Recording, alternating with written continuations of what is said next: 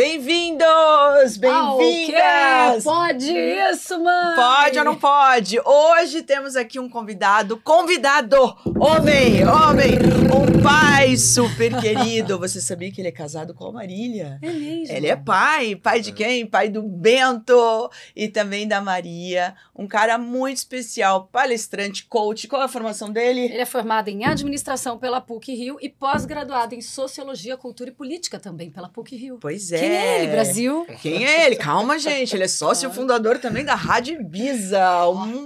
Uma empresa que deu muito certo. Foi muito bacana. E também autor de vários livros, inclusive esse aqui, Líderes Z, que foi obra... Líderes com Y e Z. É. E foi finalista do Prêmio Jabuti. Quem é ele? Quem é ele? É primo. Pedro Salomão! Esse programa tá muito sírio-libanês, isso aqui. Gente, eu sou italiana, gente. Traz o Kibe, produção.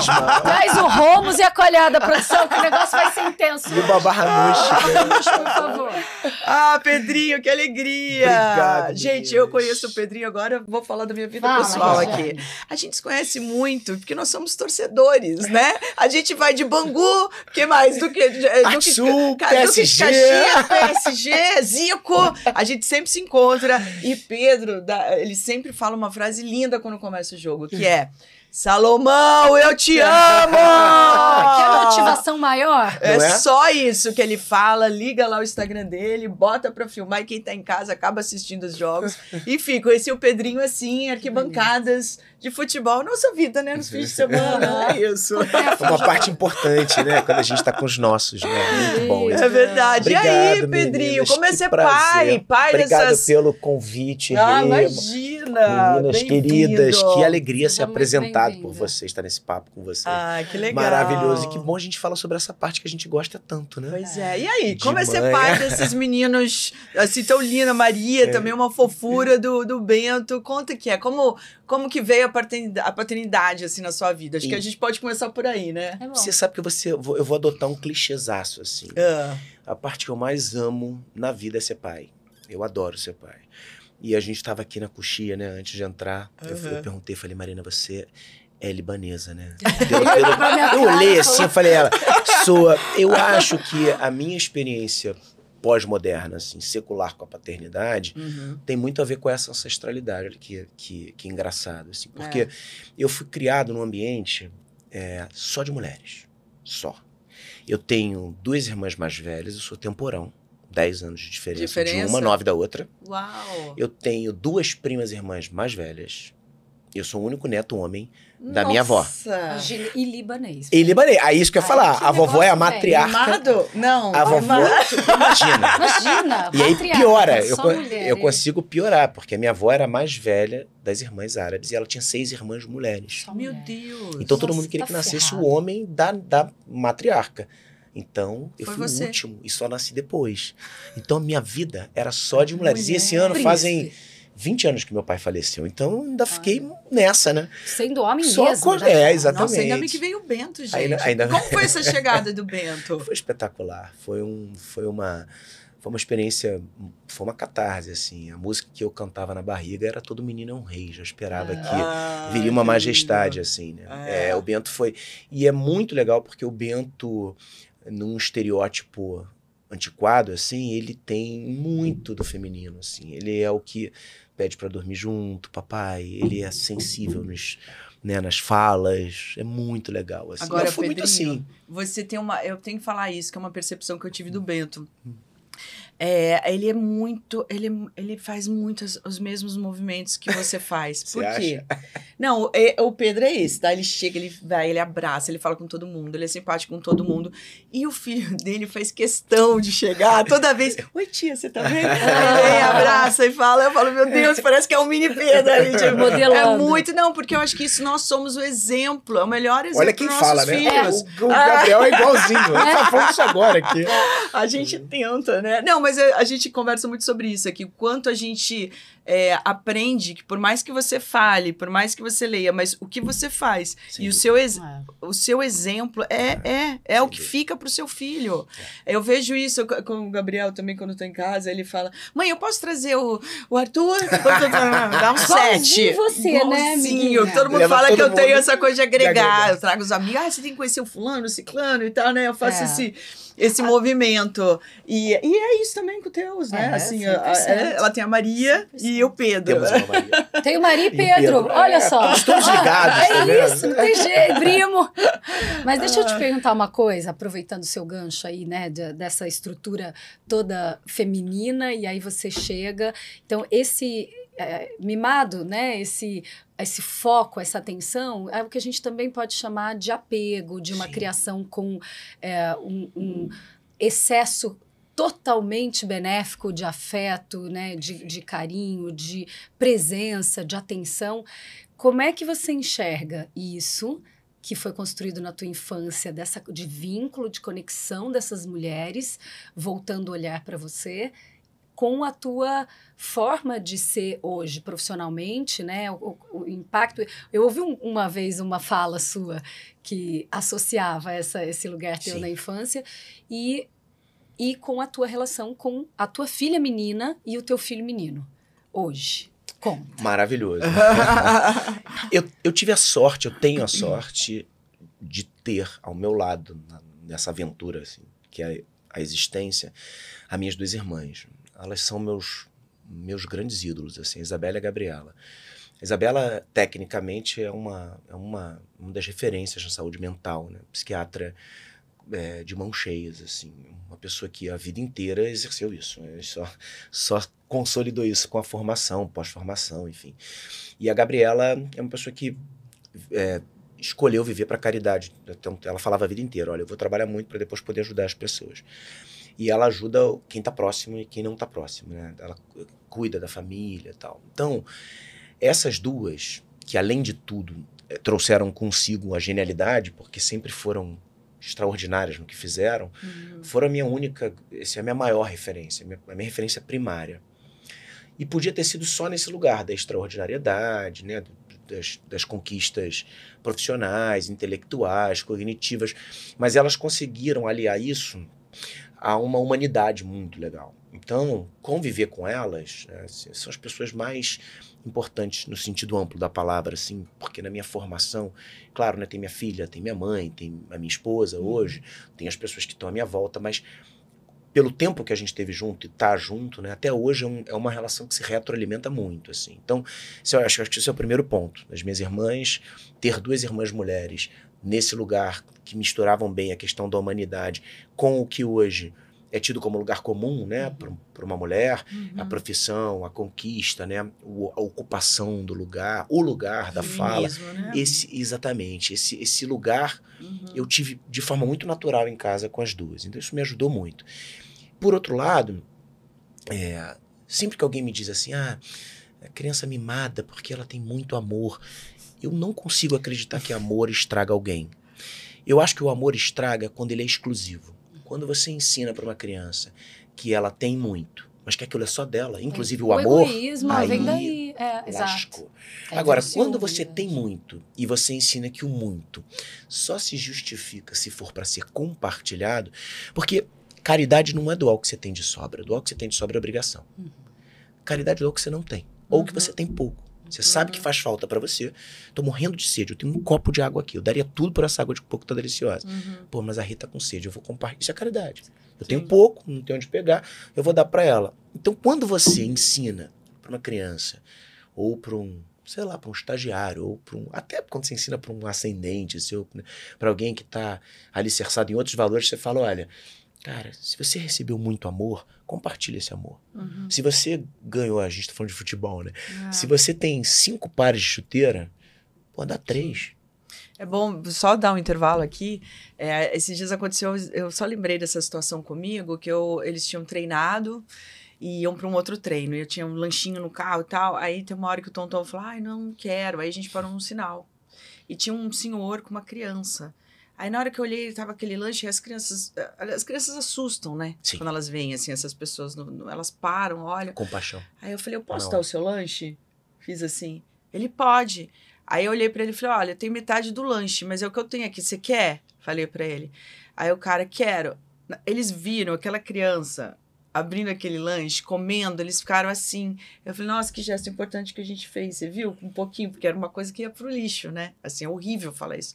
Mas ia, e aí teve aquele momento que é uma simples oportunidade. É um gatilho. Que você aproveita e fala, peraí, eu vou mostrar pra eles o que é exatamente a caridade, que é isso que você falou da proporção, né? Que é muito legal, né? Ah, eu vou dar muito, eu vou dar... O que eu vou dar? Eu vou poder... E isso vale para os afetos, isso né? Que eu ia falar agora. Porque quando você consegue fazer isso com os afetos, porque essa foi uma herança que eu tive de casa, assim. Tudo lá em casa que era relacionado aos afetos, a coisa de você convergir para sua casa, né? Isso acontecia muito. Então, foi muito natural esse processo de compartilhar bons sentimentos, né? De estar ali, trazer as pessoas para dentro para experimentar o que você tem de sobra, que pode ser um afeto, que pode ser um pai presente, que pode ser uma possibilidade de ir a algum lugar e levar com você as pessoas. Então, eu recebi muito isso. Só que aí, acho que tem uma questão que é sempre muito complexa, né? Para todos nós, assim. Também aconteceram muitas dificuldades no caminho, né? Não só a perda do meu pai, quando eu tinha 23 anos, mas meu pai faliu, quebrou, perdeu tudo. Então, essa construção que é a realidade de muitos... Né, vai te mostrando, né? Vai te mostrando. E aí você vai tendo que fazer com que esses valores positivos sobressaiam. Né? É a ideia de que o amor, eu acho que ele não pode ser uma grade fixa, né? Um alambrado fixo. Tem que ser uma rede trapezista, né? Você cai, aí você vai lá embaixo, te deixam fazer isso, né? Quem te ama, mas você sabe que não vai bater no chão. Te joga de novo, você pode ir lá e pegar no trapézio. Então, eu experimentei muito isso, assim. Então, as dificuldades que a vida deu com essa família, né, muito presente até hoje, eu acho que eu tive essa sorte de ter esse equilíbrio. E isso fez com que você quisesse ser pai, assim, e passasse isso na paternidade, né? E não entendesse a paternidade como uma experiência fácil. Fácil no sentido de ter tudo ao alcance na hora que quer, mas de experimentar isso. E quando você recebe esse amor que você julga ser positivo, assim, muita gente gostando de você, te ajudando, mesmo quando a coisa tá ruim, tem um traço, assim, uma pequena digressão assim, do tema, porque tem um traço que é importante, que minha família, como muitas famílias libanesas, é muito bem-humorada.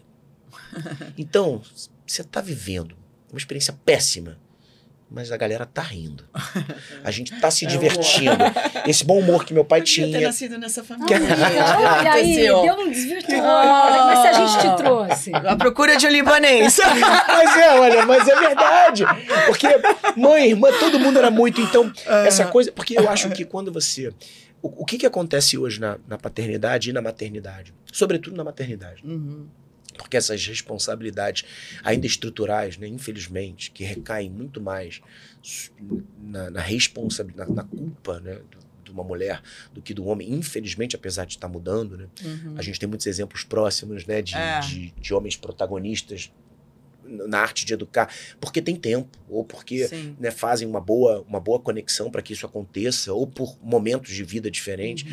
Eu acho que quando você aceita esse lugar de ser pai ou de ser mãe com alegria e leveza, com bom humor, porque é uma grande diversão. Esse processo de educar que não é mais literal, que você não consegue mais pegar numa prateleira, porque é experimental, não tem mais fórmula pronta. O mundo está mudando numa velocidade acelerada.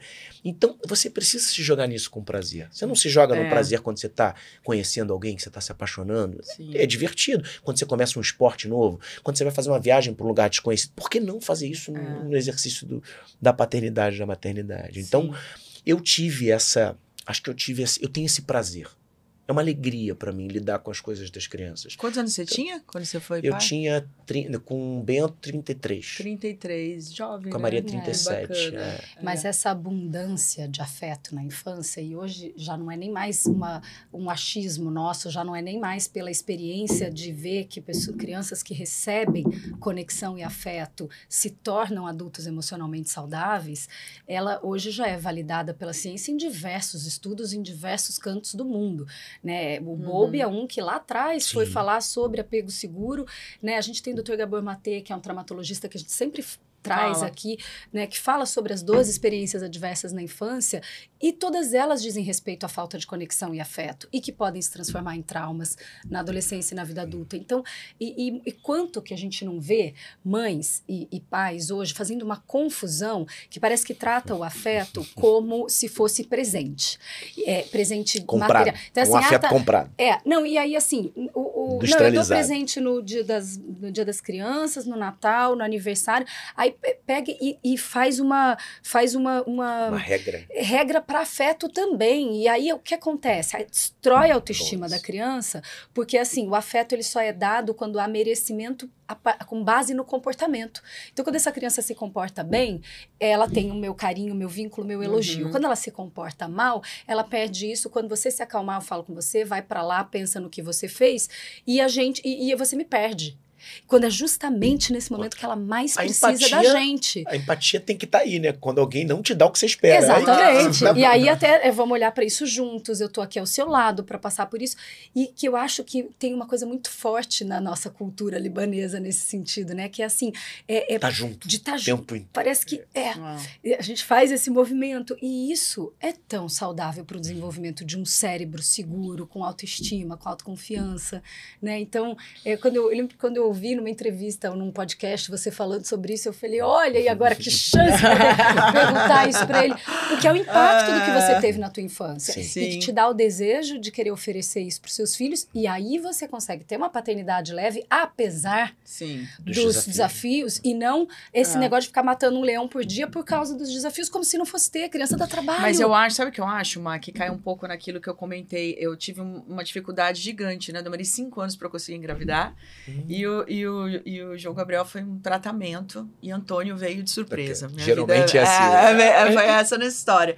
E eu costumo falar pra Má que o fato de ter demorado tanto tempo me preparou para ser mãe. Porque até na dificuldade... Claro. Eu tinha eu chorava tanto, eu lembro disso, assim, as frustrações que eu vivia, menstruava, chorava, não consegui engravidar, planta bananeira, não trabalha, vai viajar. Bota a perna prova. Eu fiz tudo que vocês imaginarem, entendeu? E aí, eu falo isso pra ela, que eu senti que o fato, hoje eu agradeço, tem umas coisas que acontecem na nossa vida que a gente não entende na hora, né? Você fala, o tempo dá uma trabalhada, que hoje eu entendo que eu consegui, neste período, parece que eu estava sendo preparada para ser mãe de cara já de 2 meninos. Que é uma energia, né? Você sabe, o menino é uma outra energia. Não, total, assim. Então, faz muita diferença. Eu quis muito essa gravidez. Eu queria muito ser mãe de menino. Então, pra mim é isso. A gente tá lá 8h30 no jogo, pra mim tá ótimo. Não tem problema nem gostando, e rindo, e brincando. Eu tenho isso, então também tem esse lugar, né, que você fala você está não preparado, mas está disponível para isso. Muitas vezes a gente fala assim, se você não tem certeza, não tenha. A gente fala pra mãe, a gente e é libertador pra muita gente hoje. E pra homem também, porque a gente também tá numa geração que tem muitas mulheres que não querem mais. Então, né, tem outros objetivos na vida, a gente pensa muito isso. Então, acho que isso faz diferença quando você quer, porque a gente acaba se tornando fácil. O que é perrengue, você fala, meu Deus, eu tô exausta. Era um desejo que se concretizou e que talvez você tenha sido preparado pra isso. Eu tive uma experiência muito legal também, que foi ser tio, né? A minha irmã foi mãe com 20 anos. Eu tinha 11. E médica estudiosa, a mais estudiosa da família. Então, todo mundo criou o Matheus. O Matheus tem 11 anos de diferença, mas é um filho para mim. Claro. Então, eu experimentei essa paternidade com ele muito cedo. Legal. Depois, a minha outra irmã teve filho também. Meu sobrinho tem 20 e poucos, 22, né? O Antônio. Eu também sou padrinho dele. Depois veio minha sobrinha. Então, antes de ser pai, eu fui tio. E fui um tio muito presente.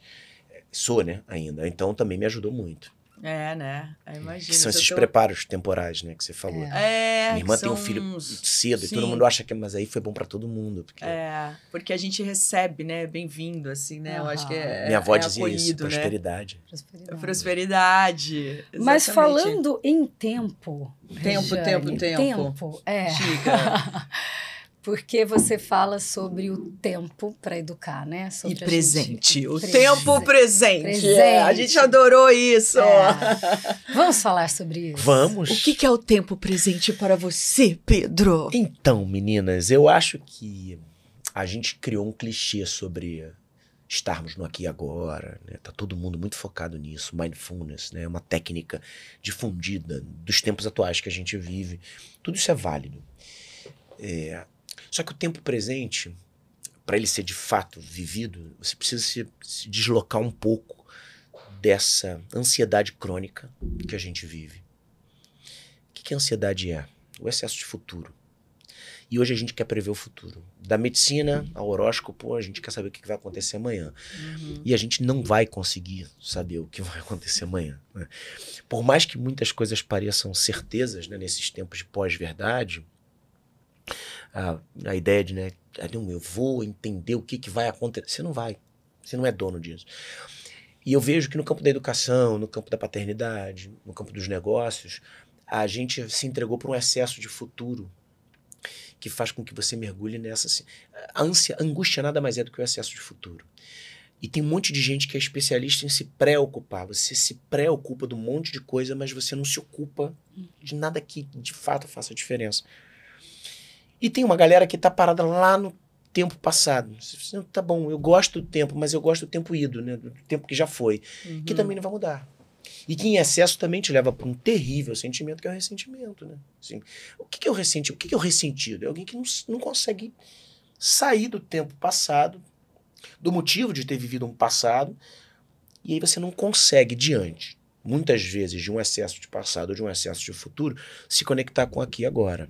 Então, não adianta você ter uma técnica de mindfulness, não adianta você comprar um curso, não adianta você falar, não, agora eu meditei, eu tô aqui no momento, esvaziei minha mente, pode ser que você consiga. Se quando você se conecta com as coisas cotidianas, você tá mirando lá na frente. É claro que fazer projeção, planejar é fundamental. Respeitar a ancestralidade, aprender com os... É óbvio, né? Eu não tô fazendo nenhuma apologia a essa desconexão, mas a gente só consegue estar no aqui e agora se a gente tiver uma dose de equilíbrio, tanto com os tempos idos quanto com os tempos que virão. E a minha sensação é de que a gente não consegue, na educação dos filhos, a gente não consegue ter isso. A gente está aqui pensando no que vão ser os nossos atropela, filhos. Né? Atropela. Demais. E aí, isso, quando a gente vai falar de educação de criança, tem uma coisa que eu sempre digo para as mães, quando eu estou trabalhando com mães e pais, que é assim, o que cansa e o que estressa muitas vezes a gente não é o cuidado diário com a rotina dos filhos, com essa demanda. É que a gente faz isso pensando no que a gente deveria estar fazendo ou onde isso vai levar esse excesso, né, de futuro. E aí, o tempo presente, estar conectado com aqui e agora, né? Porque fala assim, e a conexão com a criança? Aí as mães falam, não, eu sou super conectada, eu passo o dia inteiro com ele. Passo o dia inteiro conectada na lógica do operacional. Mas cadê o tempo de qualidade? O tempo que é simplesmente estou ao lado. Não estou verificando se fez atividade de casa, botando para o banho, botando para fazer, para jantar, para ir para a cama, que a gente vira, parece um administrador de rotina. Isso. E a gente não se conecta num campo mais sensível, abstrato, subjetivo, contemplativo, do estar com. Sem absolutamente, né? Tanto que é uma sugestão que eu sempre dou para você que está aqui nos ouvindo, que é mãe e pai, que é educador, que é um tempo de conexão, que seja 5 minutos por dia, no qual você se prepara para ele como se fosse uma reunião. E você não vai ter celular, você não vai ao banheiro nessa hora, você já bebeu tua água, e você simplesmente vai estar ao lado. Vamos falar, Pedrinho, do que o Antônio falou? Vamos. Que a gente fez um dia uma brincadeira com os filhos, aí a gente perguntou o que eu fazia que fazia ele se sentir amado. Sabe o que o Antônio me falou?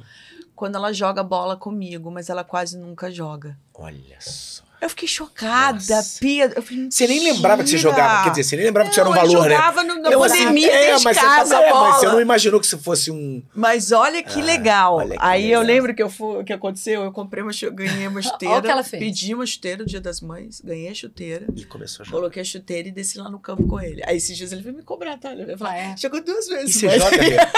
Você joga um palhaçada, né? Mas de repente... Mas olha que valor. olha a conexão, o quanto é importante também a gente ouvir o que é, né? O que acontece para as crianças se você está conectada. Chegar pro Bento e falar, Bento, o que eu faço? Que nesse momento você se sente conectado. Às vezes ele vai falar, pai, quando você me leva no jogo. Ou não, pai, quando você fica aqui do meu lado. Uma vez também eu contei isso do Gabriel, né? Que o Gabriel foi indo pra escola. Eu falei, Gabriel, amanhã acho que eu não vou trazer você. Não, você tem que me trazer por quê? Aí eu falei, mas você vem tão ocupado, Gabriel, que você não conversa comigo. Eu queria poder conversar com você. Ele falou, não, mas eu sei que você tá do meu lado, isso é bom. Olha só. Cara, é um segundo. E você acha que a criança não tá nem E prestando atenção. é um afeto que parece intangível, né? Que você fala, não, mas eu tô É aqui, isso. mas você tá ali. Muda completamente. É uma coisa do cotidiano, uma situação. E esse do dia do Tom, eu fiquei muito chocada, porque nunca me passou na minha cabeça... Que aquilo tinha um valor, né? Que tinha um valor eu jogar bola. Que você jogava, né? Você nem achou que você próximo jogava. fim de semana, tô lá, lá vou. Mas olha só, tem uma reflexão super interessante. Você estava falando, Marina, eu achei muito legal como que você encapsulou, né? Esses tempos que a gente está vivendo, para falar de tempo. De conexão, né? Tem uma outra reflexão que eu acho necessária, que se a gente voltasse 50 anos atrás, quando a gente não estava, não tinha ninguém no nosso lugar. Então, quando a gente começou a sair para trabalhar, pais e mães, né, pós-Segunda Guerra Mundial, ninguém ocupou aquele espaço nosso. Os ritos ainda davam conta mais ou menos de uma rotina. O rito da refeição, da escola, dos internos, de quem era interno. Minha avó e todas as irmãs foram internas. Vinham um final de semana para casa. Todos em volta da rádio, para ouvir o rádio. Exatamente. Lembra? A informação que chegava ao mesmo momento para todo mundo. Você tinha mais ou menos uma organização da sociedade que não te colocava em grandes riscos. Então, quando você estava ali, porque você também não tinha tanto acesso ao entretenimento, a família estava mais ou menos reunida. Agora que a gente saiu todos, pais e mães, para trabalhar, sem nenhuma diferença de gênero que eu estou fazendo, entrou um monte de coisa no nosso lugar. Um monte de possibilidades de comunicações rápidas, fugazes, de coisas interessantes. O que isso faz? Além, obviamente, dos riscos, né, normais, que todo mundo está acostumado a trazer como reflexão, traz um protagonismo para quando a gente está. Porque quando a gente está, para a gente competir com tudo isso, se você tiver mais ou menos, não adianta o youtuber estar mais do que você.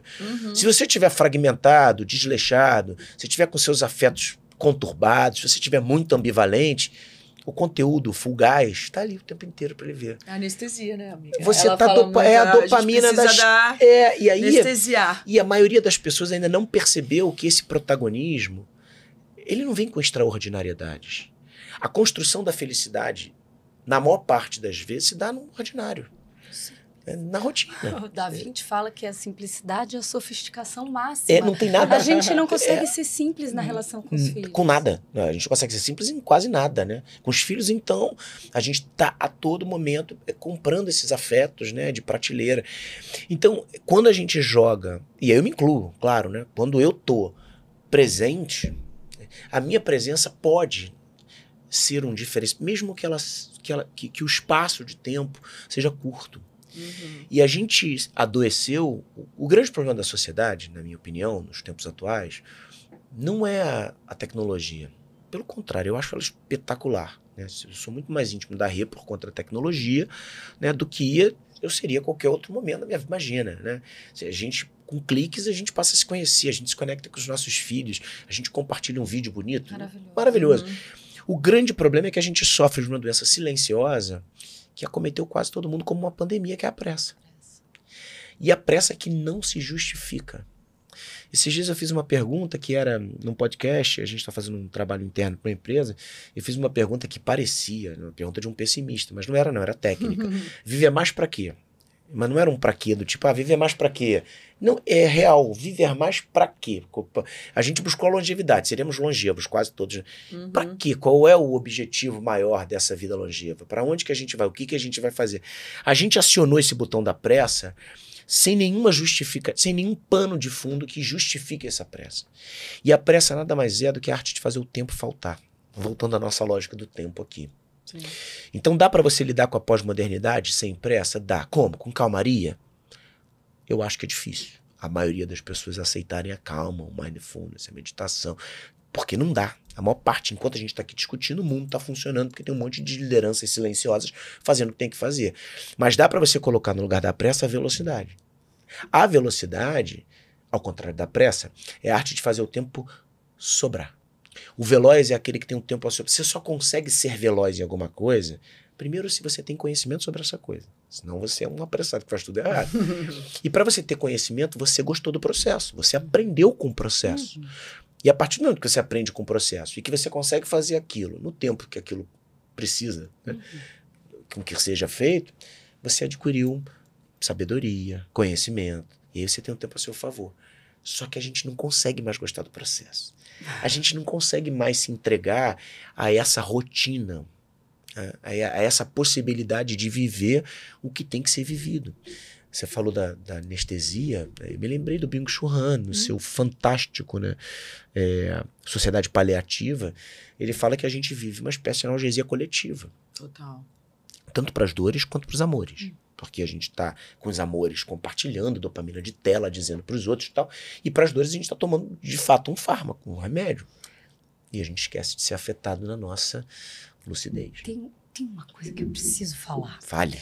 Você falou de processo, você falou de dopamina. Tem uma confusão que a gente faz, né? Então, a dopamina como hormônio do prazer, e aí as crianças, a coisa de dopamina fácil aqui da tecnologia. Na verdade, a dopamina, ela é muito mais um hormônio do processo do que do resultado. Sim. Porque ela que gera motivação para o esforço. Depois, quando a gente tem o resultado, a gente tem muito mais uma liberação de serotonina, endorfinas, do que de dopamina, de fato. A falta da dopamina, quando ela gera depressão e tudo, é a falta de motivação para buscar, né? A dopamina está muito ligada a isso. Não é uma fórmula mágica, né? De realizar. E aí, o que acontece? A gente se apaixona muito pouco pelo processo da educação dos nossos filhos e anseia muito o resultado de quem eles serão. Sim. E esquece que eles já são. Sim. E a gente esquece de olhar para esse caminho como construção de ser humano, buscando essa lógica que não se desconstrói, parece que nunca, que é do que os nossos filhos vão ser quando crescer, né? Numa época eu fiz uma pesquisa assim bem raiz, bem roots, assim, de perguntar para muitas mães e pais o que eles queriam que seus filhos fossem quando crescessem, e era geral a resposta: quero que seja feliz. E aí eu falei assim, gente, quem que vai me responder que quer que o filho seja quem ele veio ao mundo para ser, que quer que ele seja autêntico, seja um ser humano, com valores construídos, com princípios, porque aí sim ele pode viver numa condição de bem-estar, porque felicidade, assim, a alegria é uma emoção, é uma onda que vem e passa, né? A condição de bem-estar, ela compreende o desconforto, ela compreende a possibilidade de ser humano, e para isso a gente tem que ser autêntico, quando a gente vive numa sociedade, ao invés de adultos, de adulterados, né, pela infância. Porque adulterados no sentido de que precisam performar, precisam resultar para ter amor, para ter afeto. Né? Uma infância que passa rápido demais. Se você lembrar da gente, puta, a gente não foi mais crianças, mais tempo, né? Durou mais tempo. Eu tenho conversado muito com a minha filha, que ela vai fazer 12 anos em janeiro, e aí a gente tá nessa de se despedir da infância, do ponto de vista neurológico. E é uma coisa que aí, tô vendo aqui o seu livro, mostra seu livro. Vamos lá, gente, o link está na descrição desse episódio, pessoal, para vocês terem acesso ao livro. Mas a minha filha Maria, ela tem uma coisa que aconteceu quando ela tinha 5 para 6 anos, que ela fez um desenho e trouxe pra gente, disse, essa aqui é a Maria Cacau, que vai ser a minha fábrica de chocolates. Eu vou criar uma fábrica de chocolates, se chamar 5 para 6. Era final de ano, dezembro, ela faz aniversário em janeiro. Eu vou criar, marcou muito porque ela cortou o cabelo radicalmente nessa mesma semana. Ela tinha cabelão desde pequitinha, foi deixando crescer, aí cortou aqui assim, curtinho, porque ela disse que agora ela era a dona da Maria Cacau.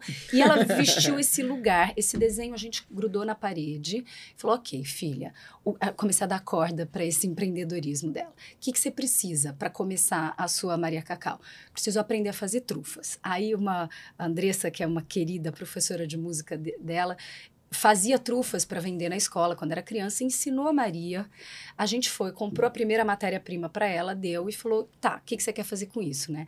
E ela criou um Instagram, Maria Cacau, e começou botou o preço lá, tinha 3 sabores de trufa, começou a brincar disso, de encomendas e tudo. O que eu tava olhando ali muito, eu e meu marido, para ela nesse momento, era o desenvolvimento da autoconfiança e da autoestima. Sim. Não era sobre vender trufas e lucrar com também, isso. Né? Protagonismo. Claro, a autoconfiança tá nesse lugar. E daí, acabou que aí ela é atriz, e aí na vida de vai fazer uma coisa, outra, gravação, acabou parando, não tendo tempo mais para fazer. Até durante a pandemia, ela fazia, vendia, deixava na porta da casa da pessoa, filmava ela com luva, com máscara, produzindo a trufa. E aí ela parou. Existe até hoje o Instagram dela, Maria Cacau, mas ela parou de fazer, porque aí ela começou a trabalhar, a evoluir nesse lugar de atriz. E a gente olha como esse primeiro empreendedorismo dela foi um empreendedorismo de autenticidade, de autoconfiança, de protagonismo, de posso pisar num chão que posso ser quem eu sou. E aí você fala sobre empreender felicidade.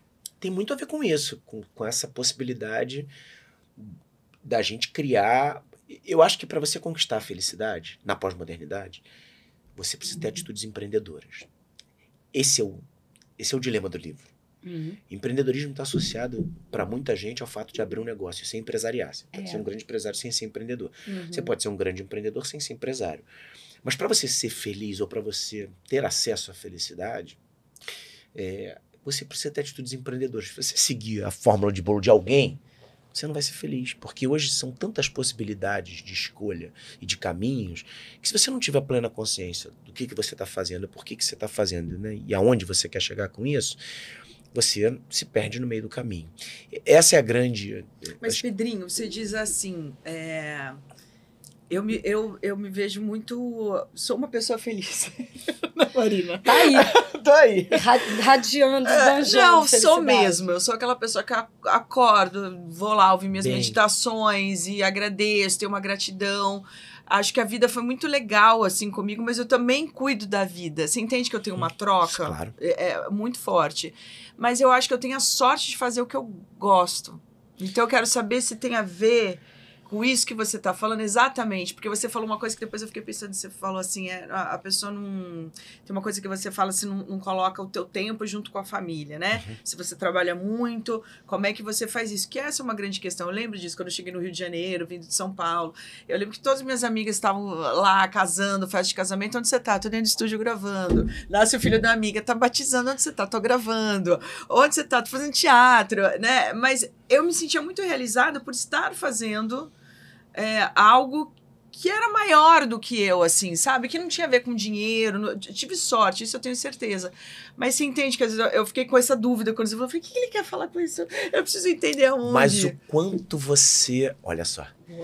Para você ser uma atriz famosa e extremamente competente como você, quantas pessoas não tiveram a mesma coisa do futebol?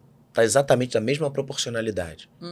Para você chegar onde você chegou, para você abrir mão da festinha que as amigas tinham, você teve uma atitude empreendedora. Tava fora do escopo do que seria mais fácil. Sim. Para você aceitar a carreira de atriz, que não é nada fácil, para muita gente é igual jogador de futebol. Nossa. É maravilhoso. Nossa, de maravilha não tem nada. Maravilha tem quando você se vê ali, mas decorar um texto é dificílimo, entrar num personagem é mais difícil. Você tem que ter muito conhecimento de cultura, porque para você, né, interpretar, você precisa abrir várias, você lida com uma questão ambígua sua, né? De estética, de tudo, porque você se vê. Imagina. Então é muito difícil. Para você fazer tudo isso, você foi muito empreendedor. E para você aceitar ou para você categorizar isso como sorte, né, é uma prova de que você é feliz. É uma prova de que você aceita com leveza alguma coisa que é muito difícil de acontecer. Então, e ao mesmo tempo eu não tenho muita consciência não, tá? Porque às vezes eu olho pra trás quando alguém vem me entrevistar, não, porque a Regiane fez isso. Aí eu, nossa, tudo isso. Então, mas o processo natural, você naturalizou um processo que não é natural pra ninguém. Porque eu nunca pensei no objetivo, né? Pois assim, a não ser que seja um objetivo de cena. Mas é igual a educação. Era isso, igual tipo, qual é o objetivo mas é exatamente igual a educação. Eu vou falar é isso que eu vou fazer. Mas é o que a gente tá falando de processo e resultado. É o processo. Você se apaixonou muito mais pelo processo do que pela meta do resultado. E o resultado E qual veio. seria o oposto disso? A educação. Pra gente pensar na escassez ou na abundância, tá? Depende do ponto de vista. Qual seria o oposto disso? Se você, como atriz, falasse assim, nossa, minha carreira foi muito difícil. Olha, eu tive que enfrentar muitas coisas pra estar aqui onde eu tô. Não é nada fácil, é doloroso até agora. Você entende o que é o oposto?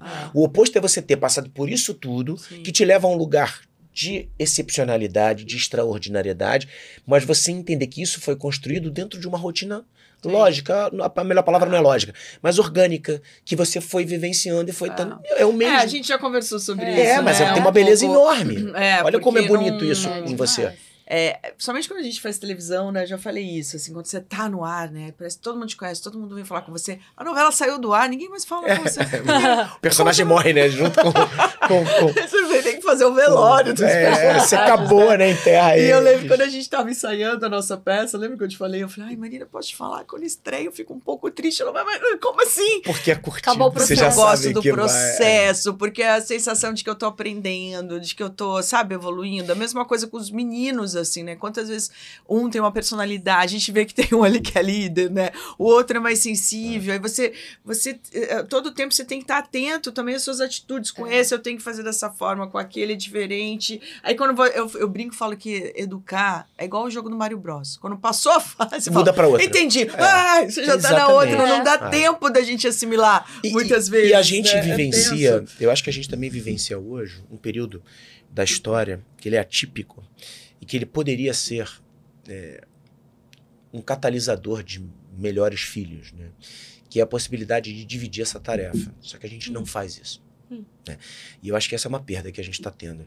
Os homens que você está falando. Foi muito legal quando você me fez o convite, a mensagem que você me mandou para estar aqui com vocês. Como é que eu olho isso? Né? É claro que tem um lado meu participativo na educação das crianças que infelizmente, é diferente de muitos pais que eu vejo. Né? Por exemplo, um exemplo bobo, estereotipado, mas minha filha é atleta, o Bento é de futebol, Maria é da ginástica artística, e ela também é do balé. Então, segundas e quartas a gente tem balé, terças e quintas a gente tem ginástica artística. A agenda dos filhos é uma loucura, coque né? nos 4 dias. Meu marido também. Coque nos 4 dias. E aí, muito bonitinho, porque agora, semana passada, ela falou, papai, você não sabe, a tia Raquel falou do coque das meninas que não tava legal, e aí eu olhei pra ela, ela falou assim, Maria, o seu tá lindo. E aí ela falou, foi meu pai que fez. São coisas singelas, mas que elas não podem funcionar como eventos extraordinários. Se a Marília tá trabalhando, né, se a Marília tá fazendo... Não pode ser nada diferente do que algo natural. Eu tá ali cuidando disso. A Marília trabalha fora. Ela trabalha fora, e muito. Executiva. Mas okay. ela lida super bem com isso, porque ela fala, olha, não me coloque em grupo de WhatsApp de mãe de escola, eu não tenho paciência para grupo de mães da escola, eu já sou o contrário, eu gosto de cuidar dos grupos, faz a filmagem. Pedrinho comanda todos os grupos. Eu gosto de fazer isso porque eu tenho tempo. Mas aí também... a gente também precisa... Né? É meu também. E também não tem uma supervalorização. O Karnal, quando fez o prefácio desse livro, quando ele me deu a honra de fazer o prefácio desse livro, ele escreveu um negócio lindo. Ele fala esse é o valor presente, esse né? é o valor presente. Mostrar aqui, pessoal. Esse é o livro pandêmico. Tá na descrição acho que tem, do episódio. Tem no vídeo, gente. Claudinha, acho que tem. Legal, ele fala um negócio muito bonito. Ele fala que em algum momento ele achou que a pressa e dizer para todo mundo que não tinha tempo era um traço nobre na personalidade, sim, mas quando na verdade é um defeito de caráter, né? Então, esse é o último. Esse é o penúltimo. Esse é o último. Que momento que a gente se perdeu, né, Pedrinho? Momento, ele fala exatamente isso. Que momento, exatamente isso que ele usa. É quase elegante, é quase você querer dizer que você não tem tempo. E aí você faz isso na parceria da educação. E eu tô falando dessa parceria não necessariamente entre pai e mãe, né, entre um casal que tá... Eu tô falando entre educadores. Sim, sim. Entre você entender que, olha, a escola está aqui me ajudando, mas ela não é a responsável. Né? A igreja, para quem né, tem uma doutrina de estar aqui ajudando, mas não é ela que vai, o psicólogo, o psiquiatra, o pedagogo, a psicomotricidade. Eu preciso fazer minha parte. A gente precisa dar um pouquinho cada um. O que a gente faz hoje é um grande exercício de Pôncio Pilatos. Todo mundo lava as mãos, né? Senão, comigo não tá. Tem tanta possibilidade de ajuda hoje. Né? Você pode usar tantas ferramentas. A gente fez um programa aqui sobre rede de apoio também. Não é? Exatamente. É a rede de apoio em casa, a rede de apoio de pais, de fora, dos amigos da escola. Também, e a gente tende a lavar as mãos. Junto, né? Mas aí, geralmente você entrega, a minha escola, eu escolhi uma escola tradicional. Então eu não vou me preocupar com nada. Não, eu tenho uma mãe que faz tudo, então eu não vou fazer nada. Eu tenho um pai que tá fazendo tudo, então eu não vou fazer nada. É igual quando a Marina fala do ajuda, né? Me ajuda aqui. Ela fala, não, como assim ajudar, né? Pai, como se o pai fosse, né? Rede de apoio. Ajuda, não? Faz, não ajuda não. Pai tem que... Muito bom isso. Você falou, porque eu estudo os convidados, tá? Você falou num podcast que eu estava ouvindo sobre isso, né? O quanto às vezes a gente programa a nossa vida e direciona para você vai fazer coisas para fora e não faz pro teu filho, né? Assim, você quer acabar com a fome na África, você vai salvar Porto Alegre, mas o teu filho está em casa precisando de 5 minutos de conexão e a gente parece que naturaliza isso, porque a sociedade beira a infantofobia, né? A sociedade não está preparada para a infância. Agora então. Né? Então tudo bem o pai e a mãe que negligenciam o filho em termos de tempo, porque está trabalhando, porque está com essa... Eu sei que eu não estou falando de uma coisa simples. Existem muitas camadas, existem muitos contextos quando a gente vai falar de trabalho e gerenciamento de educação de filho. Mas a gente tem que entender que é isso. Para onde é que a gente está indo? Ajustar esse leme no sentido de que a gente está criando coisas, trabalhando, colocando a tecnologia a serviço de... A gente desejou tanto muitas coisas que a gente hoje tem, só que quem vem vindo aí, os nossos filhos, são a sociedade que vai também ter usufruto de tudo isso. De que forma? Porque emocionalmente estão todos devastados sem a presença de mãe e pai. Eu acho que vai dar um... Em algum momento tem que vai dar um choque, vai dar uma parada, tudo isso. Já deu, né? Na minha opinião, já deu. Acha? Não, eu acho que já deu um choque. Vou pegar um exemplo nosso, meu e seu. A gente convive com os meninos performando. Eles jogam bola... federados competindo. Então, não é uma coisa recreativa. A gente tem ali 30 meninos no grupo diferentes, bem diferentes, né, de educações diferentes. Sim. Dos 30, eu arrisco dizer que eu adoro os 30. Eu não vejo um problema grave em nenhum dos 30 meninos.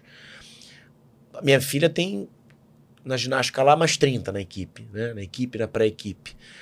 Eu tenho relações afetivas extraordinárias com as meninas e com os meninos. O que eu quero dizer com isso? A gente não está com uma infância complicada, a gente não está com crianças desconectadas, a gente... Mas porque você está presente. Então, mas era mais ou menos onde eu ia chegar. Porque quando você se coloca... O que eu quero dizer é que não existe um traço... A biogenética não se modificou a ponto das crianças não estarem mais... As crianças não querem mais afeto, só querem telas. É o contrário. Quando você se mostra interessante, quando você tem uma conexão real... Porque nada substitui isso. E eu acho que isso, ao longo da história, se provou e vai continuar se provando. A gente pode ter hoje, como diria o Pondé, né, no Era do Ressentimento, ele fala um negócio, o Pondé é muito controverso, mas muito genial. Ele fala, a gente vive nós somos hoje, né, limpos e estéreis, mas covardes dos afetos. Eu super concordo com isso. Todo mundo é bom, justo, lindo, maravilhoso, mas ninguém mais quer sentir os afetos. Mas a gente ainda se apaixona. A gente ainda sente alegria, a gente ainda sente tesão, a gente ainda sente raiva. Ou seja, as ambivalências humanas, elas continuam, elas estão efervescendo ainda aqui dentro. É claro que a gente hoje tem mais camadas, a gente toma mais cuidados, mas a gente ainda vive tudo isso. O mesmo acontece com as nossas crianças. Você falou a história do Te Amo, Salomão, e essa história é engraçada, porque isso é super interessante, porque muitas mães me falam assim, Pedro, nossa, se eu fizer isso, meu filho me mata, se eu falar, eu te amo e tal. E foi engraçado, porque eu falo isso desde que o Bento começou a jogar, e aconteceu um caminho diferente. O Gabriel falou isso outro dia. Ah, é? Tio, você fala te amo, JG? Eu não dou conta do O Leão, Babé. os moleques muito sensíveis. O Leão, que é o outro super, o Enzo, tio, você não falou te amo. O negócio que era pra ser um motivo de vergonha, porque é diferente, chegar no meio dos moleques, tudo cascudo, jogando bola. Eu te amo, Salomão. Aí agora, virou um negócio, um grito de guerra, um grito de guerra. Eu não tô. E o Salomão, meu filho, e o Bento, não vai jogar. E a galera grita, eu te amo, Salomão. Tipo, virou um negócio. E aí eu comecei a gritar pros meninos. E aí, conversando com o Bento, falei, poxa, filho, muitas crianças têm vergonha. Ele falou, papai, eu acho maneiro pra caramba, eu acho engraçado. Então, tudo é a conotação e a leveza que você dá, tudo é o peso que você dá aos atos e às atitudes. Né? É uma questão bíblica isso, né? É uma questão... Cristo já dizia isso, né? Quando você vai pedir perdão, né? Pelos meus atos e atitudes, pelas minhas omissões, né? Então, a gente é omisso, a gente exagera nos atos, a gente avança o sinal. Por que a gente não traz a temperança, que é uma palavra que praticamente está extinta, né? do vocabulário? Por que a gente não traz a temperança para as nossas relações? A gente é tão... Vocês, então... Eu de verdade, eu morro de pena de mães, porque... Você tem que atender a tantas demandas e hoje essa demanda ainda vem, né, com uma falsa ideia de que está tudo bem.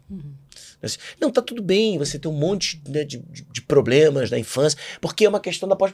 Será? Não é. Será que não falta um pouquinho de temperança? Será que não dá pra gente ser mais contemplativo, como a gente estava falando aqui? Será que não dá pra gente estar mais com uma escuta? As nossas crianças estão fazendo curso de oratória nas escolas. Isso é maravilhoso, claro. Mas você não faz curso de escutatória. Rubem Alves. Escuta, cara. Se o filho fala pra você que gosta que você tá jogando bola, não é porque você joga bola bem, porque a Rê não joga bola, ela atua bem. Mas... Ela é linda e maravilhosa. Ela não é uma boa, eu não consigo imaginar ela jogando bola bem. E o Tom joga bola pra cá. O filho dela é craque de bola. O moleque é um extraordinário. Pra ele falar que quer jogar bola... Pra ele, mas você sabe que ele é. Né? Mas pra você falar, pra ele falar que quer jogar bola com você, ele joga bola com os melhores. Ele é chamado pra tudo quanto é time, porque o problema não é a bola. É que ele tá ali se divertindo. E aí, quando ela escuta isso, né? E tem uma outra coisa com relação à temperança. Eu adoro, durante muito tempo, nessa história da felicidade, eu estudei muito o Bertrand Russell, que é um grande, né, filósofo, assim, que era um cara de exatas e que emprestou grande parte da filosofia racional, objetiva, para a ideia da felicidade no século XX, nesse século de transformação e de ebulição. E tem um livro dele que se chama Conquista da Felicidade, que ele passa a maior parte do livro falando sobre as coisas que geram infelicidade. Foi aí que eu me peguei. Foi aí que eu me peguei a ele, porque eu sempre tive muito atento às coisas que são óbvias que geram infelicidade e que a gente continua se entregando, né? Os vícios, né? Enfim, várias outras coisas. E aí tem uma parte linda do livro, é que ele fala que nós deveríamos todos nos entregarmos às coisas banais. Ele não usa esse termo, eu que estou usando, né? Estou pedindo licença poética aqui. Mas o que eu quero dizer com isso? Você, quando você vai atuar, morrer, você vai se cobrar porque você está na primeira linha das atrizes. Quando você vai ser mãe, você vai se cobrar. Quando você vai dar uma consulta, né, como psicóloga, você vai se cobrar, porque são coisas pelas quais você se prepara. Agora, quando você se entrega para alguma coisa que ninguém espera nada de você, você está leve. Essas são as coisas banais. E a gente perdeu esse prazer na vida. A gente não consegue mais jogar uma bola, que é uma coisa que você não vai querer performar.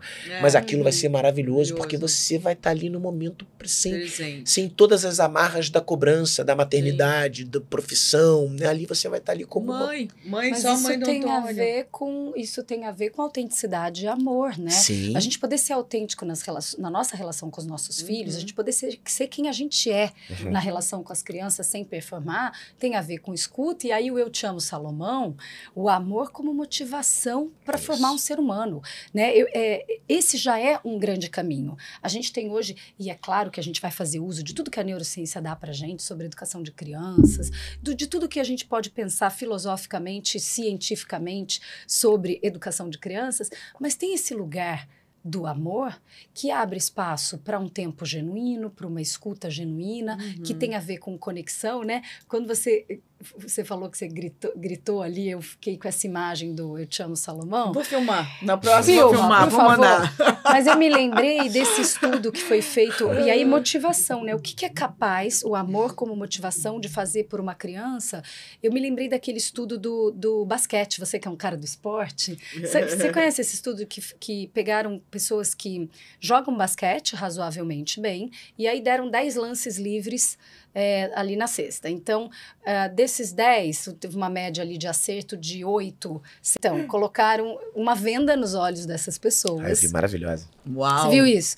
E aí uma plateia desconhecida ali... Os aplausos incentivam as pessoas. Exatamente. E o contrário, né? Então, eles de olhos vendados, pessoas que estavam conseguindo acertar a cesta antes porque jogavam basquete, e essa galera começou a reagir, vaiando, quando eles estavam de olhos fechados jogando, e aí quando tiraram a venda, o nível de acertos caiu. Assim como subiu no caso de pessoas que não jogavam basquete bem, que tinham 0 de acerto à cesta, mas colocaram a venda no olho e a galera começou a reagir, aplaudindo, como se eles estivessem acertando. Tirou a venda e eles começaram de fato a acertar. Porque o poder da motivação... E olha como isso é simples. A gente motivar os nossos filhos com eu te amo, porque isso é muito motivador. É muito mais do que você ali no campo gritando, vai pra lá, vai pra cá, joga isso, faz... Eu te amo, independente do que aconteça. Você fica louca, né? Não, eu vi uma palestra agora, super legal, da galera do Trilho do Futebol. Você não pôde ir. Que foi muito bacana. E o Vinícius, o nome dele, aliás, ele é um bom cara que a gente pode trazer pra cá pra bater um papo. Ele falou uma coisa muito bacana, que ele fala, o filho automaticamente vai ouvir o pai e não o técnico, porque é uma coisa que nasce ouvindo a voz. Na verdade, o que ele faz é desde o início. Ele fala, antes de começar, eu te amo, Salomão. É como se fosse um grito e acabou. Porque eles falaram muito isso, assim, o quanto o comportamento dos pais também estão sendo avaliados todo o tempo.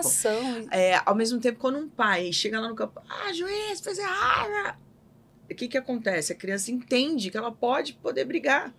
Você entende? Ou que o erro não é dela, ou que o erro é do juiz, né? Não é dela. Exatamente. Contas, então, assim, acreditar no processo, acreditar no seu técnico, acreditar no trabalho que está sendo feito, mostrar coisas que são essenciais, assim, de comportamento ali fora do... Porque tem uma coisa, às vezes até essa coisa de vício que você falou, por exemplo, claro que às vezes a gente tá num calor gigante. Não, normal, a gente é torcedor também, né? A gente quer tomar uma cervejinha, mas assim, qual é esse exemplo que você tá passando ali pro seu filho que tá vendo ali?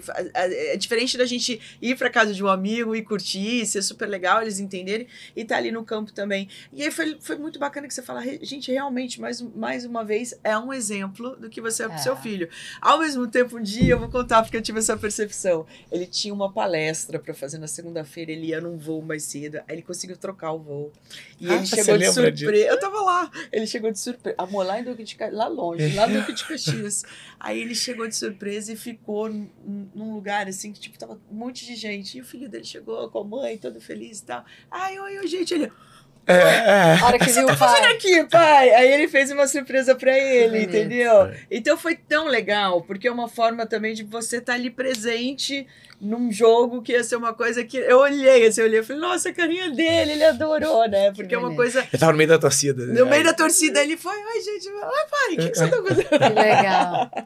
Ou seja, isso também é uma atitude de amor, né? Sim. Você trocar, porque é um perrengue, trocar voo, passar pra mais tarde, chegar de mala. É a qualidade do tempo, né? É a qualidade do tempo, é isso que eu tô falando. Você tem que fazer um esforço também, sempre, né, para estar presente. Sim. E para se fazer presente, porque... E tem uma coisa que é legal, quando você... Voltando a um contexto inicial nosso aqui, quando você estende esse amor a todos, o seu filho entende que esse amor é compartilhável. Então, se você tá ali, tá torcendo só para ele, só importa o que ele faz, e você não consegue elogiar o filho que tá do lado, o oponente, ele começa a desenvolver uma atitude egóica, e não só egóica, mas num lugar de querer que o valor venha para ele a todo momento. Né? Então isso é uma coisa que, por exemplo, a mãe fala muito isso para mim, nossa, mas você elogiou todo mundo e eu não elogiou ele. Eu falei, mas eu já elogiei ele quando ele precisou, porque agora não era, o destaque não foi ele. É a equipe, né? Era quem estava precisando, né? Era o outro, ele faz parte de um esporte coletivo. Você tem um menino, às vezes um oponente, que você vê que né, tá aí. Então, eu acho que são elementos importantes nessa entrega. Agora, tem uma coisa que a gente está falando aqui de amores, né? Mas tem as dores. E eu acho que é muito importante a gente permitir. A gente está falando isso agora na maquiagem ali, né? Que o João falou que quando ele faz coisas erradas, né? Que bom que ele faz coisas erradas, porque se a gente tira o erro, se a gente tira a ira, se a gente tira a frustração, se a gente tira tristeza, até o dolo, eventual dolo que as crianças têm em fazer alguma coisa. Se a gente tira tudo isso, você deixou de ser humano. Se não tiver ambivalência... É o trabalho da Má, Se não tiver ambivalência, lascou. Acabou. E a gente está vendo hoje, né, nesse exercício, essa coisa de você só contar a virtude... E o pior, né? Se você está contando a virtude, você já perdeu ela, porque a virtude é silenciosa. A virtude, na sua essência, ela precisa ser reconhecida pelo outro, não pelo que você está dizendo. Então, eu acho muito importante as crianças terem esse espaço. E a gente tende a tirar. E até o Vinícius, na palestra dele, foi muito legal. Ele falou que, normalmente, a criança que vai lá e que faz acontecer... Quando você olha, ele falou, automaticamente o técnico fala, não, peraí, quem é a família? Que os pais estão quietos. Porque, assim, é como se você consegue já preparar o seu filho antes e deixa na hora, deixa ele ser. Deixa ele lá mostrar. Não é você, gente, que vai ficar como técnica. Como é que as crianças vão crescer? Porque isso que vocês estão falando é sobre poder ser humano, né? O direito do erro, o direito ao erro e à imperfeição, que tem a ver com a humanidade. Como que a gente vai ter isso se as crianças têm que acertar para receber amor, têm que acertar para receber afeto? Foi a tua primeira reflexão brilhante. A gente condicionar isso. A gente vai colocando as emoções e o sentir num lugar de julgamento de valor, né? Como se fosse bom e mal, como se fosse certo ou errado. A gente tira a humanidade, inclusive, ao modelar para os nossos filhos, porque a gente sobe no pedestal da mãe que sabe tudo, do pai que sabe tudo, e esse lugar é absolutamente disfuncional, porque a criança fica assim, nossa, minha mãe, né? Assim, faz o que eu tô falando. Né? Eu sou mais velho, eu sei, e eu quero que a criança cresça com a minha experiência sem permitir que ela erre para descobrir, para cair a ficha. Mas esse é um erro nosso, né? Total! Nossa Senhora! Então, como é que a gente precisa abrir esse espaço para que eles sejam quem eles vieram ao mundo para ser? Isso compreende erro e imperfeição. Não tem jeito. E processo. Porque se você não estiver curtindo esse processo, você vai se autoflagelar, você vai se crucificar. Mas é porque as pessoas querem sair exibindo filhos muito bem educados para a sociedade, como e outra, se fosse um troféuzinho. As intervenções... lá em casa... Ainda bem que não, né? Não, e as intervenções prematuras. Uma outra coisa que eu acho também muito sensível... As intervenções prematuras. Tem. Quantas intervenções teve uma vez Mas eu vejo assim em abundância, porque eu tô vendo o menino bom, eu converso com o menino é um nota 1000, eu adoro o menino, vai lá pra casa, tá tudo ótimo. E aí quando você vai conversar com a mãe, não, mas ele tá com... Eu falo, meu Deus, mas não tem nada de errado com ele. Não é possível, Eu lembro um dia que o Bento chorou algum jogo, que ele ficou muito assim... Que ele foi expulso. Você tava nesse jogo, né? Lá em Caxias. Foi, né? Ele tomou um amarelo. Tomou um amarelo e ficou chorando. Bravo, assim, né? Aí o Pedro uma hora ficou quieto, assim, falou, tipo, deixa, eu falei, deixa, ele tem o professor dele. Não vou fazer nada, acabou o professor dele, chamou ele, falou com ele e tal. E foi ele. Aí, uma coisa que é interessante disso que você falou. Porque tem que deixar, né? Tem que ter a frustração. E sabe o que é o mais legal?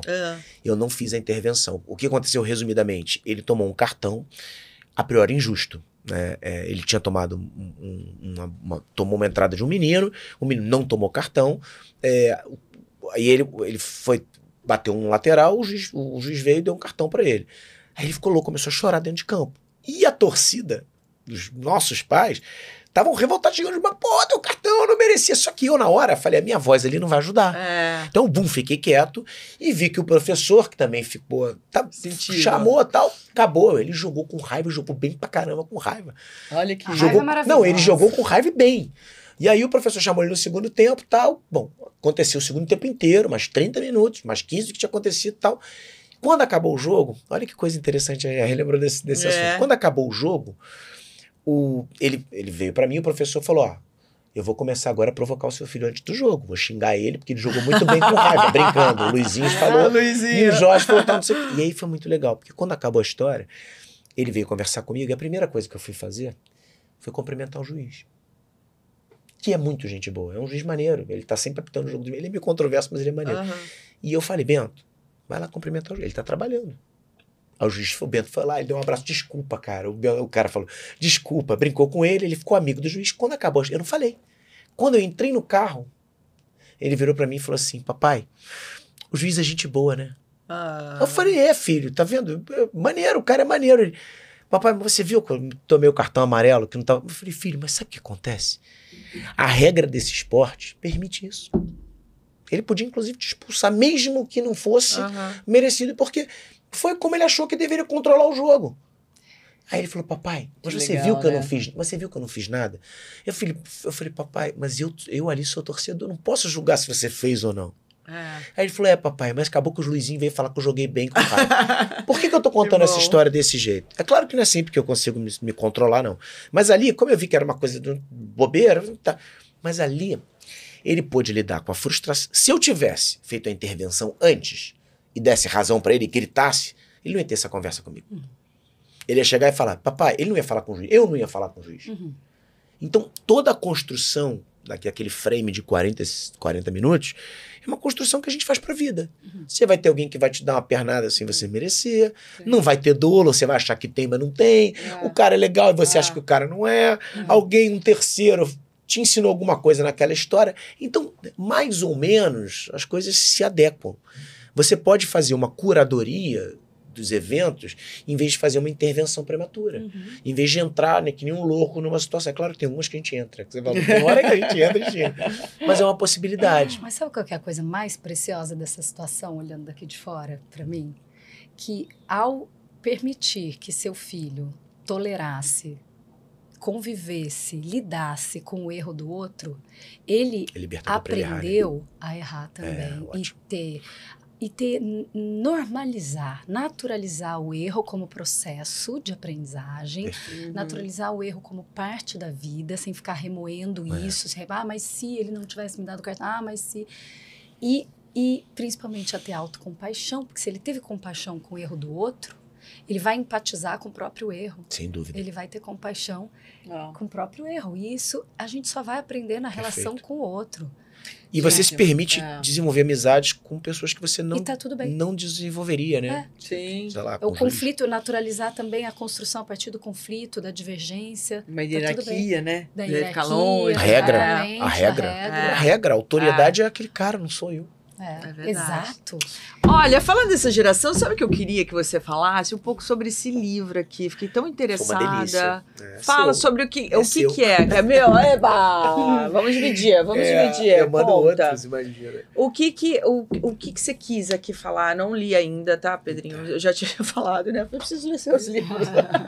Agora você vai ter um monte. Agora conta sobre. Então, o Líderes, ele é uma continuação do Empreendedor. O Empreendedor Felicidade, ele faz ele é um livro biográfico, o primeiro livro que eu escrevi. Esse é o seu primeiro? É o primeiro. O segundo? Terceiro e quarto. O Empreendedor Felicidade fala sobre o olhar da felicidade no aqui e no agora, mas sobretudo sobre uma mudança de arquétipo de felicidade. Então, esse livro foi escrito em 2015, lançado em 2016, então já tem quase uma década.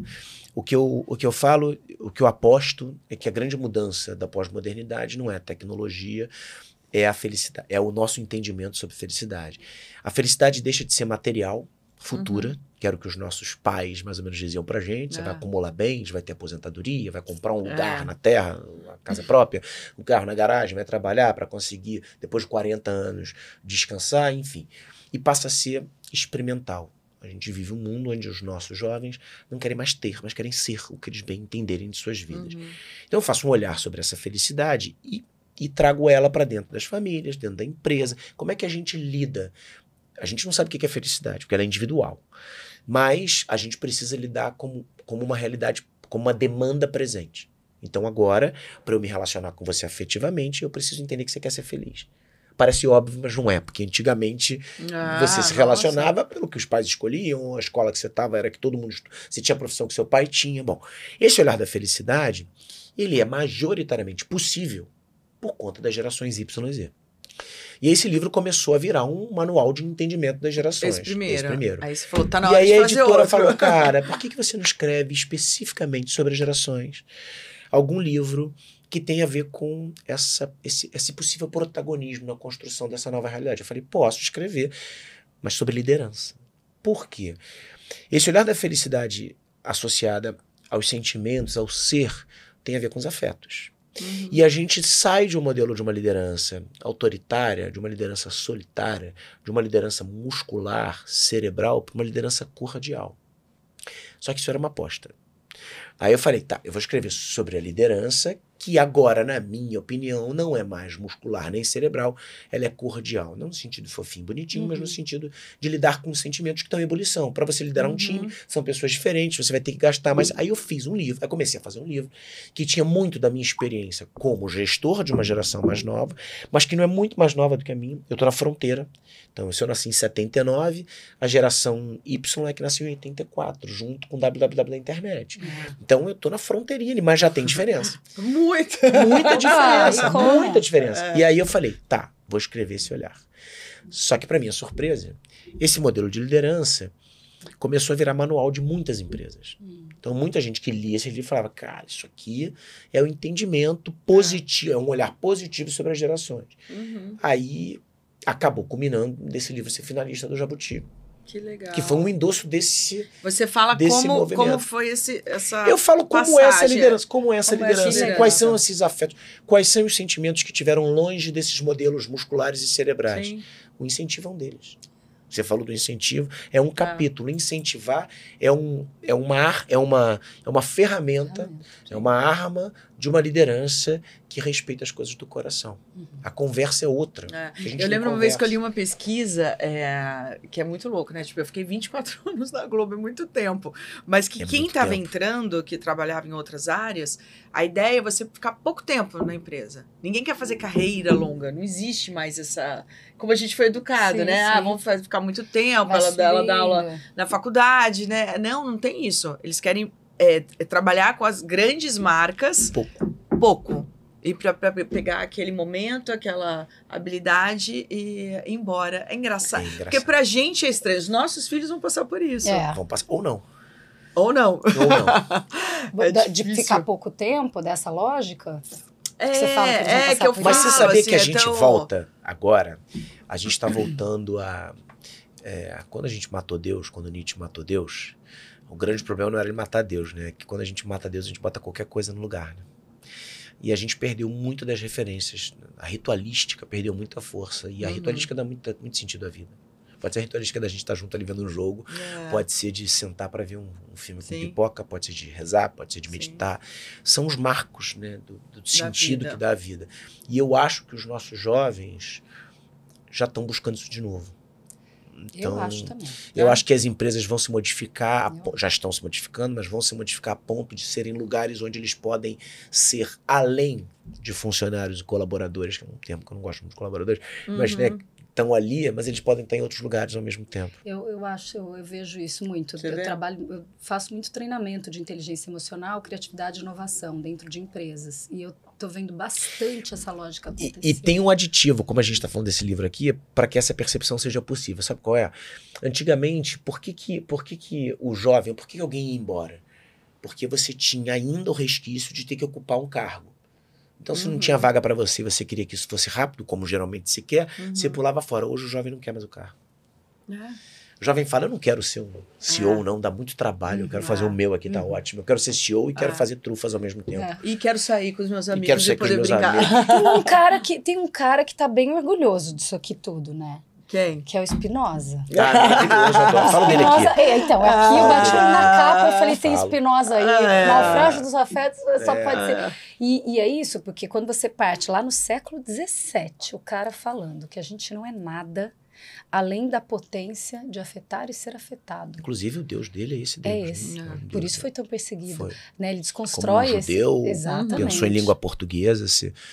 E aí, essa ideia do bom e do mal, das emoções, dos afetos, ela cai por terra, se dissolve completamente. Sim. Porque se a gente não é o que a gente sente, a gente é a possibilidade de sentir, a gente só é humano se a gente se afeta de todos os afetos e a gente é autêntico ao recebê-los e aprende o que fazer com ele, que aí é a verdadeira inteligência inteligência emocional. Que é difícil. Que é difícil, mas a gente foi muito enganado durante um tempo quando surgiu essa ideia, e às vezes eu vejo os pais e as mães tentando trazer isso para as crianças, que é de controlar as emoções. Como se fosse não possível, né? A gente sente. A gente controla o que a gente faz com o que a gente sente. É sobre ação e não sobre emoção. Concordo plenamente, assim embaixo. A gente tem um vídeo que a Marina escolheu. Eu quero fazer uma pergunta. Eu quero fazer essa pergunta para ele. Por que você fala que o que desconecta Claudinho. não é a tecnologia, sim a pressa, né? O que faz a gente A entrar velocidade, nessa... né? A velocidade, isso é maravilhoso, né? Vou Pressa, ler tudo e aprender da tudo pressa isso vou muito ficar agora. com essa frase, né?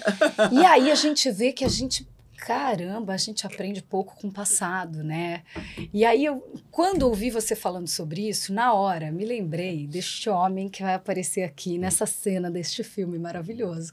Que eu falei, vou provocar Pedrinho no podcast. Olha ela, bem essa provocação. Adoro provocações. Vamos lá. Human beings are like that. We want to live by each other's happiness, not by each other's misery. We don't want to hate and despise one another. In this world, there's room for everyone, and the good earth is rich and can provide for everyone. The way of life can be free and beautiful, but we have lost the way. Greed has poisoned men's souls, has barricaded the world with hate, has goose-stepped us into misery and bloodshed. We have developed speed, but we have shut ourselves in. Machinery that gives abundance has left us in want. Our knowledge has made us cynical, our cleverness hard and unkind. We think too much and feel too little. More than machinery, we need humanity. More than cleverness, we need kindness and gentleness. Without these qualities, life will be violent and all will be lost.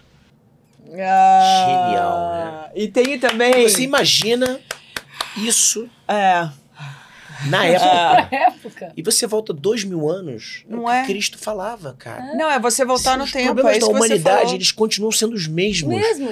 E, né, A gente bota a culpa nisso aqui para as crianças. Olha aqui, revolução... E aí, Revolução Industrial, né? Só rapidinho, isso que você... Quando você falou, né? Em que momento... Quando você falou alguma coisa pós-Segunda Guerra, né? E aí eu falei, vai vir o chá.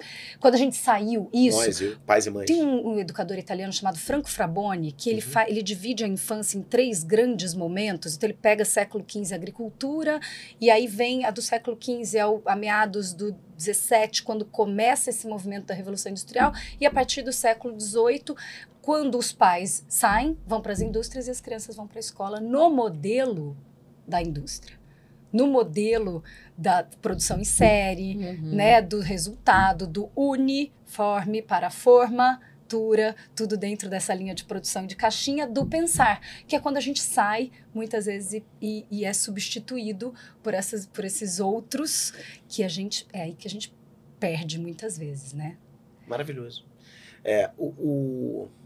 Você estava falando sobre essa uniformidade, sobre as escolas, né? E a gente vai para esse lugar também dessa dor controlada. Porque, e aí a gente já vai também para Foucault. Bom, aí as escolas, modelo do presídio. O modelo do presídio. Segura que esse episódio vai ter 5 horas. Vai ter 5 horas. Você guardou o que você ia falar. Mas quer falar? Não, pode falar. Porque essa ideia desses modelos que vão, né, alocando... Porque você falou dos afetos, eu adorei isso, né? Você falou da coisa dos afetos, da gente controlá-los, os sentimentos, e querer controlar das nossas crianças. Isso acabou se emprestando, né? Acho que se ramificando, se capilarizando pelas escolas, né? Por essa coisa da uniformidade, por a gente estar nesse lugar. E o que é mais interessante é que quando você vê uma fala dessa, ou quando você volta 2000 anos, né? E você, por exemplo, vê o discurso do Cristo. Por que eu estou citando o Cristo aqui? Não tem nem cunho religioso, não. É uma questão filosófica. Qual é o grande erro da Igreja Católica, na minha opinião? Colocar o Cristo como um personagem místico. Porque se ele fosse só um filósofo, ele não tinha uma discussão nenhuma. Humano, porque raiz, imagina, né? O que ele Humano falou, raiz. como ele viveu, o que ele construiu, é uma enormidade. Assim. Só que quando você reveste, olha que eu sou um praticante, mas aí você bota num lugar que você vai dizer que teve ou não, um evento místico ou não. Mas a parte filosófica, ela é extremamente simplificadora. Então, dá pra gente tirar dessas caixas. A escola é espetacular? É um modelo que eu adoro, tanto que eu coloquei meus filhos na escola que eu fui expulso, né? Então, assim, tá tudo bem, a gente repete os modelos, tá tudo bem e tal. Mas você não pode deixar só ali. Você não pode deixar só na religião, só na psicóloga. De novo, voltando nisso, porque a gente hoje, a rede de apoio, ela é tão difusa no bom sentido e tão diversificada que dá para você controlar essas mazelas, né, da modernidade, com um simples olhar contemplativo. É muito mais fácil do que parece. Sim. Olha e fala, cara, os meus meninos aqui, né, no nosso caso, os nossos filhos, a minha Maria, a sua Maria. Cara, vamos se permitir participar disso aqui. Vamos de fato participar. E a gente não está fazendo isso. Ô Pedrinho, eu fiz um filme que se chama Divaldo, Mensageiro da Paz, que conta a história do Divaldo Franco, que é você sabe o que é, né? Sim. Pra quem não sabe, é um espírita maravilhoso, acho que tá com 95 já, o Divaldo. E ele tem a mentora dele, que é a Joana de Ângeles, e eu fui escolhida.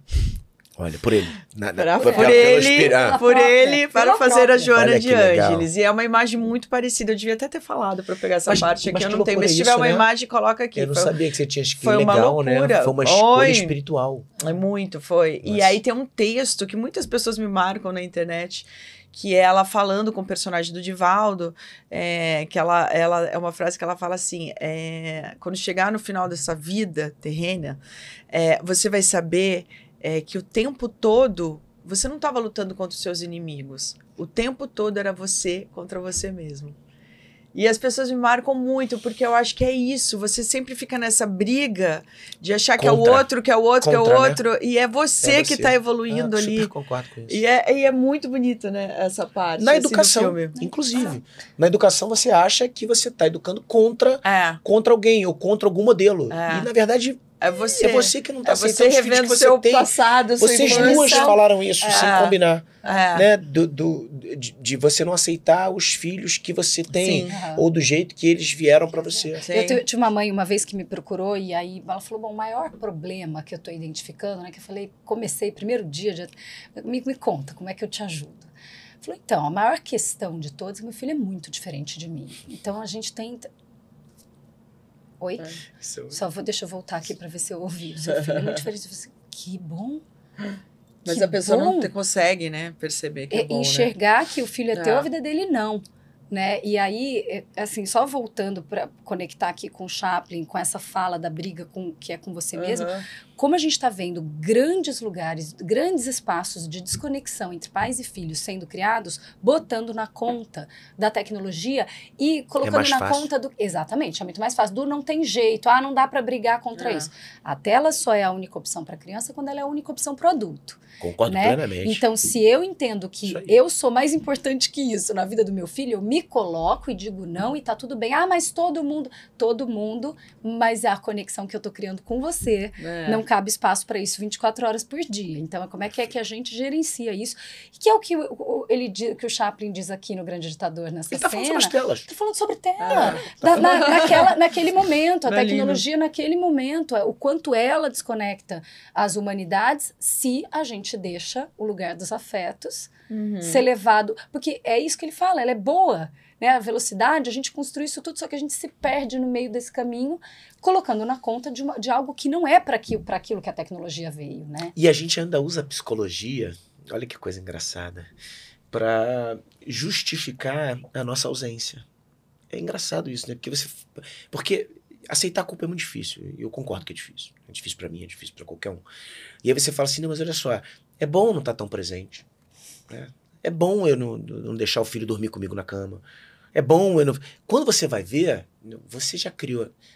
O mundo já não permite que você tenha o que você deveria ter com seu filho. Você já não se permite, porque você está se comparando com alguém. E você ainda pega tudo que existe na prateleira para justificar a sua ausência. Né? Eu, de verdade, assim, volto à história do meu otimismo com relação à geração que está chegando. É uma geração que já nasceu tecnológica e usando bem a tecnologia. Você quer ver uma coisa? São poucos, muito poucos os jovens que eu conheço que são heavy user de mídias sociais. Eles podem usar o joguinho, eles podem usar a comunicação veloz, mas querer postar o que fazem já não usam. Quase nenhum deles. Estou falando de adolescentes, estou falando de adultos e daqueles que estão ainda se adultizando ali e tal. Não são, eles não querem mostrar tanta coisa assim. Você entra nos perfis lá, você tem uma história ou outra, mas eles estão ali, eles se conectam com você, mas eles não querem postar, eles não querem mostrar. E o meu otimismo com relação a essa... Se você pegar, né, a grande organização das nossas sensações humanas, na minha opinião, um grande marco é São Tomás de Aquino, quando ele categoriza, né, os 7 pecados capitais, que são as nossas lutas internas, né? Todas elas. E a gente luta contra várias delas.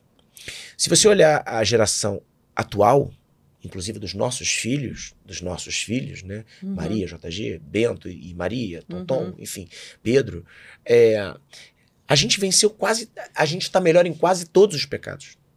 A gente tem mais consciência com relação à gula. A gente tem mais... Olha só, vamos lá, gula. Vou pegar uns exemplos bobos aqui rápido, a gente vai falar só sobre isso. Estamos muito melhores. Não come açúcar. Luxúria. Pode continuar. E as nossas crianças estão, cara, você controla e entende. Desculpa, que não precisa, que não precisa. Que eu não vou... mas tá ótimo, ela ri de mim, mas ela gosta. Ela me oferece alpiste também, Pedrinho. Mas olha que consciência.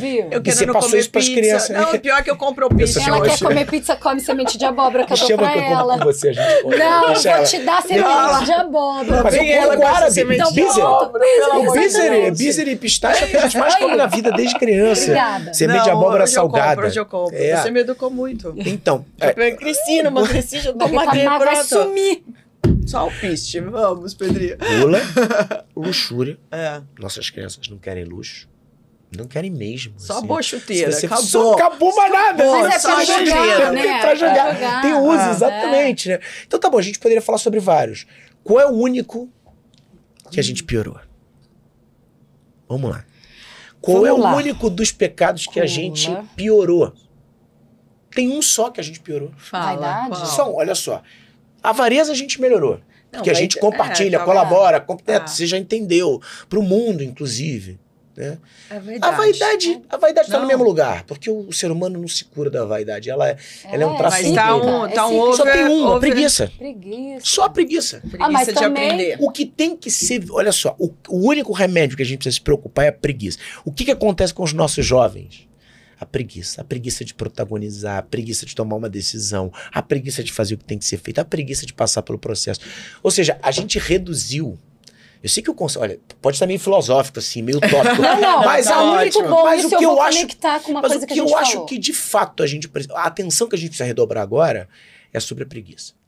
Eu vou conectar com uma coisa que a gente falou. Lembra quando a gente falou de processo, né? Então, os pais se apaixonem pelo processo de desenvolvimento de seus filhos. Pode isso, mãe. Pode se apaixonar pelo processo. Pode errar, pode dar amor. Pode. Porque isso, se a gente olha para o processo, o que a gente já falou, se você pegou agora o episódio, volta e assiste para você entender isso. Aí, a gente olhar mais para o processo do que para o resultado, porque o resultado ele é o que os nossos filhos são hoje, não é um vir a ser, a criança já Perfeito. Aí, por que esse lugar da preguiça? Lembra que eu estava falando que a dopamina ela é muito mais ligada ao esforço e à motivação do que ao prazer em si do resultado. Você quer comprar pão. Que ela te move... Quando as crianças e os adolescentes acabam tendo acesso ao resultado sem o processo, o cérebro é louco por economia. Acabou. Ele não quer fazer esforço. Me acomodei. Então, me acomodei. Se eu posso, ao invés de lidar com a frustração e com a tristeza, pegar isso aqui, rolar 2, 3 vídeos, estou me sentindo melhor, volto agora para a vida. Para que viver Por que eu vou fazer o esforço de ser afetado, inclusive pelo desconforto, para entender isso como crescimento? Então, para que eu vou arriscar? Até porque se eu performei para ter o afeto dos meus pais, é melhor eu não arriscar, porque aí eu posso errar. Esse lugar do erro pode ser o meu fim, então é melhor eu ficar, né, assim, é melhor eu ir só seguindo o que estão me mandando fazer, porque se eu tenho um adulto me dizendo que eu tenho que fazer e avaliando se o que eu fiz foi bom ou não, para que eu vou arriscar? Então, isso tudo tem a ver com o processo. Entende? A gente não vai fugir dele. Não vai. Não vai. Ai, Pedrinho! Muito bom! O papo de hoje! O papo com vocês é uma delícia. Imagina! Nossa, foi 5 horas mesmo. Né? Nossa, eu quero dizer que eu aprendi muito. Gente, todos os livros do Pedro estarão aqui na nossa descrição. Se você não se inscreveu no nosso canal, se inscreve lá. indique, compartilhe, né? E é isso, Pedro, muito obrigada. Nossa, foi de muita sabedoria, muito aprendizado. Imagina. Não é? Avisar os pais, Prazer. eu espero que os pais, eles se coloquem a essa disposição, Se afetem. né? Se afetem Pela de alguma fala forma. do Pedrinho. Obrigado, meninas. E Bom. posso só falar um negocinho, Pode, Rê, que eu achei claro. muito legal? A ideia da contemplação que a gente falou aqui, ela foi muito permitida e permissiva, assim, para nós, porque você podia também se contentar só com uma relação de torcida ali, de paz, né? Uhum. E você fez questão de me trazer aqui, porque a gente se encontra em algum lugar, que é esse, né? E os nossos filhos têm coisas parecidas também. Quando você Sim. fala do Bento, é o mesmo que eu falo do Gabriel, quando ele vem me dar um beijo, um abraço. O Tonton também, eu tenho mais contato com o Gabriel, porque eu viajei com ele, né? Com o Tonton também, nós tá no mesmo time e tal. E eu acho que a gente se permitir esses encontros pra gente evoluir junto, né? Pra gente... É um pouco também do que falta. Então eu queria te agradecer. Que bom, Pelo são as conexões. Não, pelo convite, o convite vinha de uma forma tão Que bonita, bom. num lugar tão legal. É. Não foi do livro, né? Não foi de uma prateleira, foi de uma experiência ali, né? E eu tava ali E transbordou percebendo, pra né? Marina. Eu que bom. falo que o Spinoza tá orgulhoso dele. O Spinoza, além de afeto, fala Acho que de honra, encontro. né? É, super. Fala de os encontros, né? Os Não, bons e- encontros que potencializam a vida. Ele fala isso. Ó, né? e felicidade pra mim eu estar aqui com vocês agora, tá Ah, que bonito. Obrigado, bom? Beijo, meninas. gente! Obrigado, gente.